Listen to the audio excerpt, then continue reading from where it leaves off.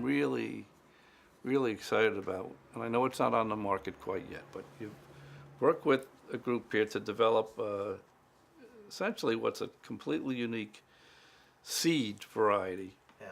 grown here in Connecticut. This product was talked about and previewed at the recent IPCPR, and everyone's anxious to have this in their stores. Probably not maybe till hopefully before the end of the year, Hopefully before Thanksgiving. or even before Thanksgiving. But a lot of people, there's a misconception. I think we all just work with some basic seed varieties, the standard Connecticut Shade or Corojo or a Criollo. But how did this seed variety come about, and what makes it different? Because the term Connecticut is attached to the seed variety, so it either already conjures up in people's mind either a broadleaf variety or a shade variety. So the story behind its creation and what makes it unique. So, a lot of seed varieties end up becoming used generally because they become resistant in the field to certain diseases, right? So here in Connecticut, you have the experiment station that actually houses a lot of the seeds for all crops here in Connecticut, and they work with farmers to develop these seeds and make them stronger with the interest of all, the whole state to keep disease down and whatnot. So the Cuban seed came to the valley, from what I read from UConn's archives. They have an extensive archive on tobacco growing, right? Originally was an agricultural school. That's what Interesting, University I of didn't know that. Connecticut. Really? Yeah. That makes a lot of sense. Yep. Because I tapped into their databases and it was amazing what you could find. The seed, they don't know exactly who brought the seed to Connecticut they know it came between 1860 and 1870, Cuban seed from Cuba. They don't know exactly where in Cuba, and they don't know who. But this seed started to become very popular in the late 1800s. So you had a lot of different varieties and crossings going on, right, between the same seeds. You had a few different seed varieties. When you say crossings, is that mean like cross pollination? Correct. Yeah, correct. Just again to hybridize seeds, and then the experiment station was starting to. A lot of the seed was susceptible to root rot. Okay, so black shank, right?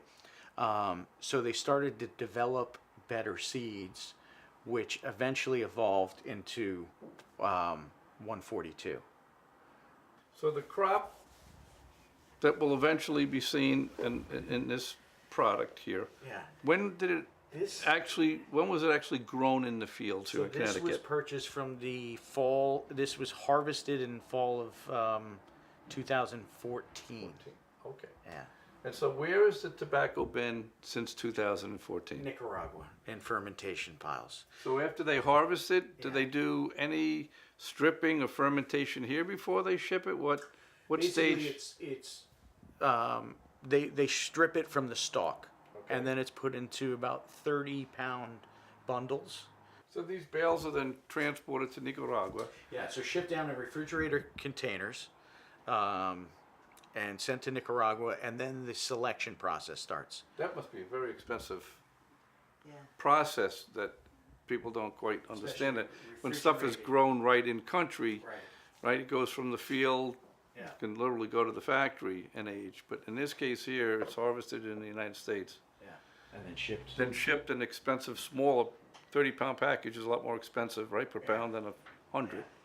Then it's refrigerated and then shipped all the way to Nicaragua. Then it's unloaded and brought up to aging barns in Esteli? No, in Esteli it goes to the sorting and selecting tables. So what we need to start doing is taking out and separating based on texture. Not color. Not texture. color, not at this point. Okay. At this point it's all texture.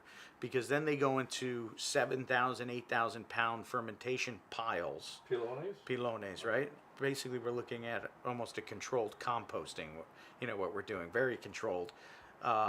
So what makes this seed so difficult, and this is, if you ask any tobacco guys, the guys that are working in fermentation and, sorting, selecting, selling, probably, in my opinion, having worked with a lot of different tobaccos, the most difficult tobacco to ferment. Broadleaf's difficult. This is even more difficult. Why? It's so thin, the leaf, compared to broadleaf. Broadleaf, you have a bigger vein structure, central vein structure. it's hardier thicker. and it can stand up to It can the stand up the to heat, those right? fermentation piles. Yeah. The Great. pressure and the heat. Exactly, exactly. This Cuban seed, very thin, but tremendous amount of oil on it. So it doesn't have that cellular wall structure of like the thickness of broadleaf a lot of time, but it has all of these essential oil. That's what makes it so great and unique. Do you then try to ferment it in smaller pilones because of the gentility of Problem the with the smaller pilones is we can't get the heat up to where we need it, but we can't get it too high because that becomes problematic. Because if you get it too high, there's a window when it's ready. It's about that big compared to other tobaccos. If you go before that window, it's not going to burn right. Taste is not going to be right. If you go after it, the cellular walls have all been broken down and it will literally disintegrate in your hands. And that window can happen very quickly. You don't know when that window is. You have a sense of when it is, but you don't know exactly when it is. You have to listen to the tobacco. You have to know the tobacco well. This process is going on for 3 years in order to get it to a palatable state, combustible, to where it needs to be. And imagine if you're not careful, after 3 years, you could lose it all in one day if you're not watching it. So You had told me once before about this tobacco that it was somewhere between a Rosado and a Maduro in terms of its color, right to the eye. Yeah. So is it natural to assume that somewhere in between there is the key to the flavor, if I was trying to imagine what the cigar might taste like? What's unique about the flavor? the flavor is you get this sweetness from the valley. That's what broadleaf is really, this earthiness, but it's this spice. That Cuban spice comes through it, which is, I think, very unique. That's a very interesting Yeah, combination. yeah. It's got almost like a cedary, woody spiciness to it, but you're still getting, some of that sweetness and some of that earthiness from the valley. Many times people confuse spicy Yeah. with harsh. That's Yeah, no, not the case here, no, right? No, and not harsh at all. And if you see with a lot of, being a cigar smoker and just consumer myself, that's the key for me when I'm blending, is not to have body flavor and not to have that harshness, not to have anything that jades your palate. That's what. So it's definitely a fuller bodied blend, but it's not harsh at all. So when you use the term spice, Yeah. how would someone imagine? Is it more like the flavor you get from pepper, where that's a spicy, Yeah. and it stimulates your taste buds, but it's not, I wouldn't ever describe it as being harsh. Correct. It's like a nice tom yum soup with Okay. a little bit, but medium. Just enough Just so that enough. it awakens, right? Yeah, it awakens taste. your taste buds and your senses. Anything unique about the aroma? Because that's such a I think, spoken part about the cigar experience Yeah. is the actual aroma that, Yeah. that you get while you're smoking a cigar. It enhances, and many times it's just another layer of flavor experience when you're enjoying the cigar. Well, and that's when smoking, we talk about the retrohaling, and where you're going to get more of that spice is through the retrohale, right? Aroma is crucial, because especially being, looking at tobacco and fermentation and the different stages, aroma is one of the main senses that's necessary in order to, people say, how do you know tobacco? How what do the best tobacco guys do? They observe and they listen to what the tobacco is saying. Because once you start thinking it never reacts the same way, I think it has a really nice earthy aroma to it. I get some of that sweetness and a little bit of that cedar, woody kind of smell to it. So I think it's one of those that I rarely meet people that are not cigar smokers that don't enjoy the smell of cigars.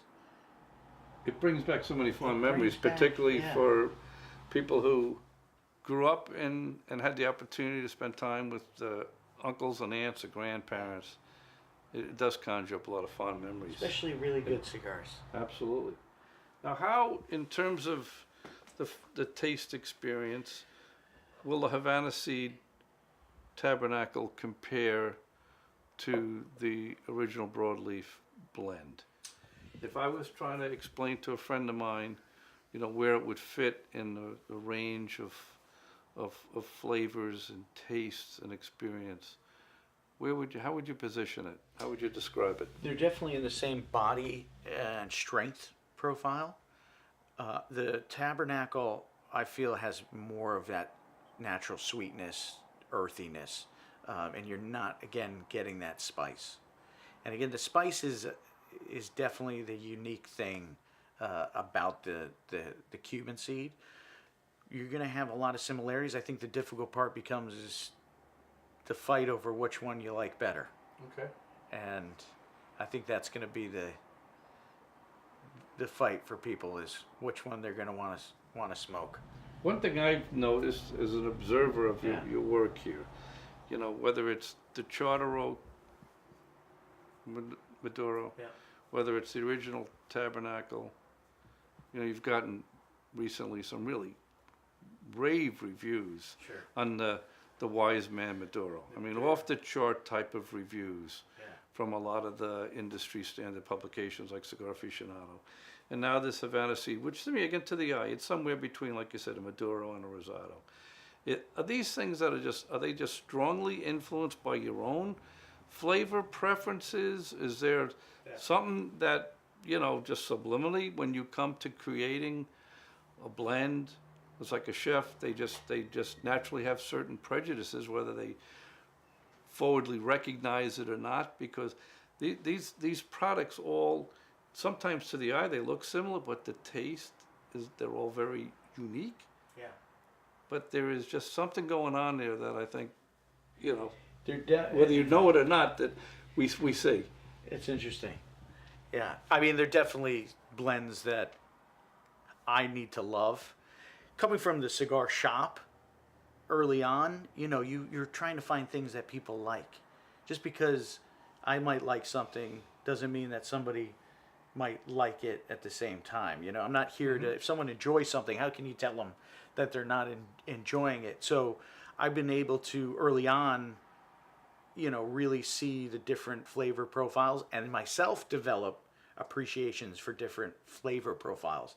We have the Highclere Castle, that's a lighter blend, but that's something I smoke. So they're definitely blends that I need to really love, but that's really the deciding factor when I'm smoking and deciding on the blend, not getting into maybe the finer nuances and does it have this and it, but overall, was this something that really captured me?